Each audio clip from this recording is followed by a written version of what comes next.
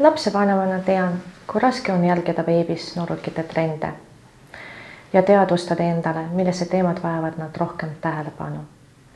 Siin on meie veebipolitseinike soovitused teile. Kas oled märganud, kuidas valeinfo levib internetis kiiremini kui tõde?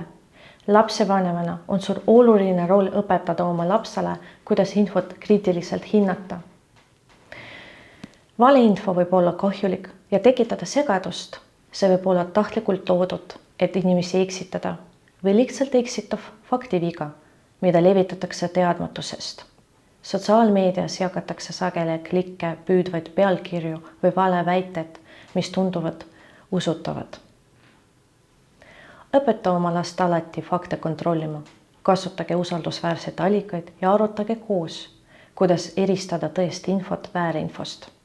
Räägi, miks on oluline mitte jagada infot, kui pole kindel selle tõepärususes. Kiusamine ei toimu ainult koolis, vaid suurel määral ka veebis. Küberkiusamine võib olla sama valus ja kahjulik, kui silmast silma toimuv kiusamine. Küberkiusamine hõlmab solvavat kommentaare, kuulujuttude levitamist, alandavate pildide ja videote jagamist. See võib toimuda sotsiaalmeedias, sõnumirakendustes või mängudes. Erinevad traditsioonilisest kiusamisest on see kättesaadav ööpäevaringselt ja seda on keeruline vältida. Õpeta oma last kiusamisest ära tundma ja mitte sellele kaasa aitama. Julgusta teda rääkima, kui ta satub kiusamise ohvriks või on selle tunnistajaks. Räägi, et kõik kiusamist puudutavad tõendid, sõnumid, ekraanipildid tuleb kindlasti salvestada. Vajadusel pöördu nii kooli kui veebipolitseiniku poole.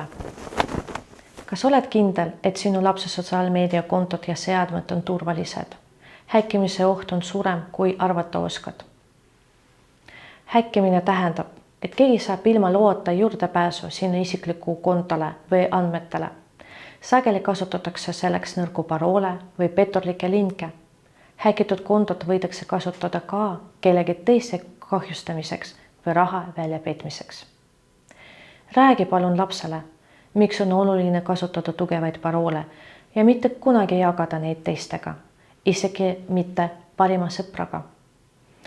Õpeta, kuidas ära tunda kahtlaseid linke ja mitte neile klõpsata. Regulaarsed tarkvara uuendused ja kaheastmeline autentimine on lihtsad, kuid tõhusad sammud turvalisuse suurendamiseks. Seksuaalväärkohtlemine veebis on tõsine probleem, mida iga lapsevanem peaks teadvustama. See võib olla peidetud sõbralike kingituste ja sõnumite taha. Väärkohtlejad võivad kasutada sotsiaalmeediat või mänge, et luua usaldusväärsus ja manipuleerida lapsi isiklike piltide saatmiseks või kohtumiseks. Seda nimetatakse gruumimiseks. Nad võivad esineda lapse ja kaaslasena või pakkuda tähelepanu, mida laps võib otsida. Õpeta last mitte kunagi jagama enda pilte või isiklikke andmeid.